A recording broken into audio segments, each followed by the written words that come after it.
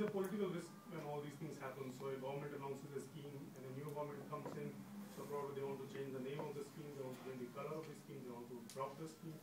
I think when you look at pensions in that context, then this again is, we are not sure how sustainable this can be. But this is certainly worth doing. This could be a very challenging thing to do with regulator, probably a farmer who starts saving the whole way.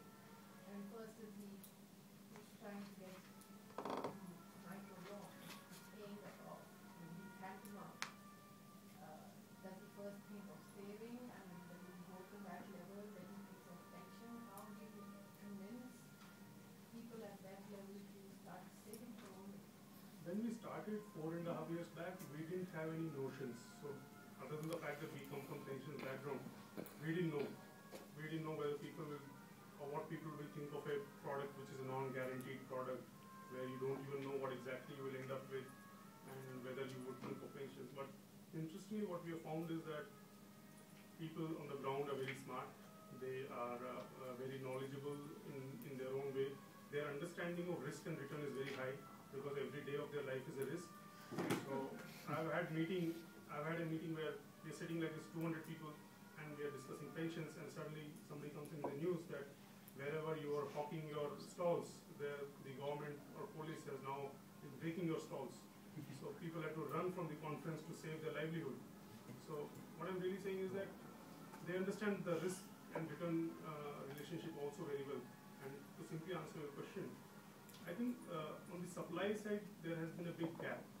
As soon as you talk to a person, and you are able to, so when you talk about the concept, so there is no debate on this concept, that yes, I will grow old, and I will need some money, and then that's something which is worthwhile to achieve.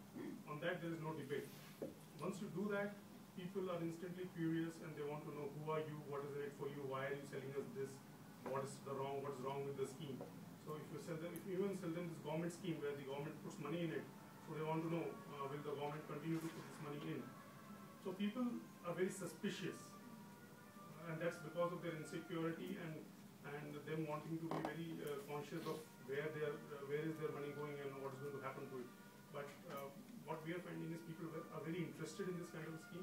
So in a group we have the daughters and mother-in-law sitting together, and then the mother-in-law is saying that I'm 55 and I'm already too old. So can my daughter-in-law open the account? And the daughter-in-law seeing what financial condition her mother-in-law is, and not wanting to do that.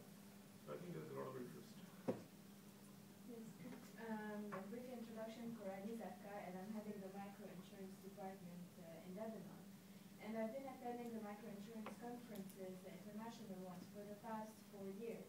And even until this year, no micropension fund was sustainable, except for one, which is Allianz in, I think, Uganda and India, if I'm not mistaken. And it's still questionable. So all the other failed because of non-renewability rate. They saw the benefits. The first year they might have been enthusiastic, especially when they were still customers of the microfinance institution, since they were helping collecting the funds. And there was only one mechanism whereby it was sustainable. It was the fact that the microfinance institution would take directly amount of their loan and put them in the micro pension or whatever, microinsurance. So I was wondering, what is your mechanism to make it sustainable in the long term? How are you going to give to the client?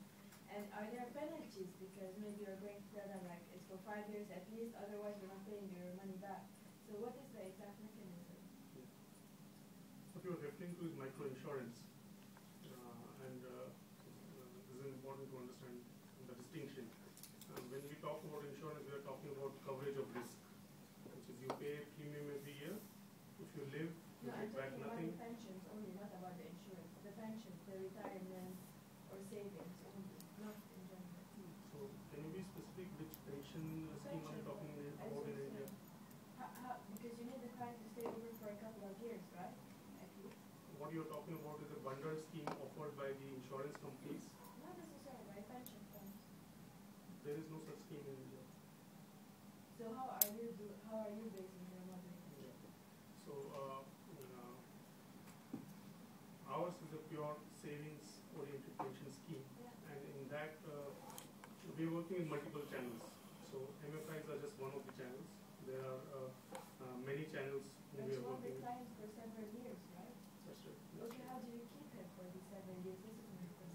is the biggest challenge.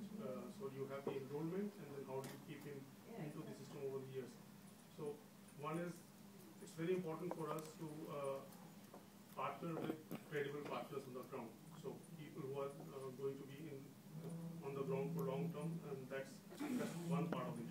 Second is the account itself is not a microcredit linked account. It's an individual pensions account. So what we are doing is that we are also working with banks, and we are creating an infrastructure where people, whether they are a credit customer or not, they are able to access the micropension product itself. So for instance, the across 155 offices of our fund manager, we have a facility where customers can we can use those offices to reach out to the customers, and at the same time we have good quality MIS. So every month we know that in this particular district, these many customers were there, these many customers have not contributed, and then we have district level teams who go and talk to those people to find out what exactly has happened. One of the important things in how this actually fares out depends upon what has been done at the time of enrollment. So at the time of enrollment, if there has been mis-selling, then there's a more likelihood of a problem happening at the later time. So a lot of financial literacy goes on at the front end. For instance, a customer walks up and says, I want to start saving 500.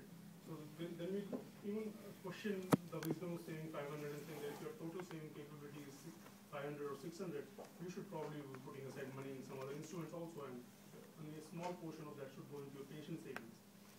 And I think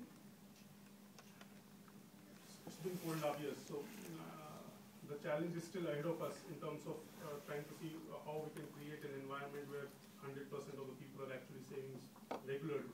So I don't think this is an easy answer to it. At a product design level, we have found that whenever a product is designed which allows easy withdrawals, so you have the government provident fund where you can withdraw money for festivals, you can withdraw money for getting haircut for your children, and people withdraw money. So at the end of it, we did a study, we found that when you reach the age of 60, the average account balances are less than a 6 month salary. So that doesn't work like a retirement scheme at all. So you need to have a strong product which sort of forces you to focus on the pensions. But at the same time, we have to take some part of reality on the account in terms of what happens in case of death, what happens in case of terminal illness, what happens if you're out of service area. So in all those situations, people can withdraw their money. So it's important to have an evolving product in that sense, but also to keep the balls squarely on the side that we are focusing on it on an old age, and there is certainty that you will reach 50 age 60, and then once you do that, you will need to live for another 16, 17 years, and you need money to be able to survive with dignity at that time. How much interest do you pay? The scheme has been returning, as I mentioned briefly, about 12% CAGR for the last 17 years. So it's a portfolio scheme with about 75% in debt and about 20 to 25% in equity. So that's the asset composition. Can they also borrow money from this pension scheme? They can? Only in the last stage? Yeah, they can.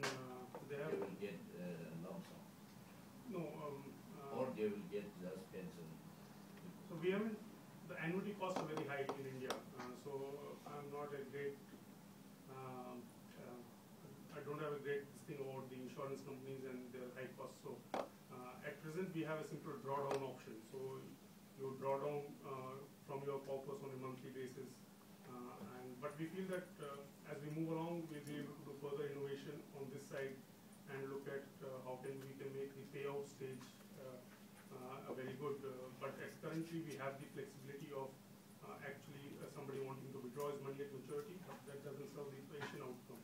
So what we really plan in our system is that everybody who will reach 58 or 60 at some point in time, we will kick in a cycle exactly 1 year before that and start an engagement with that customer. Okay, you are going to be eligible for this corpus in this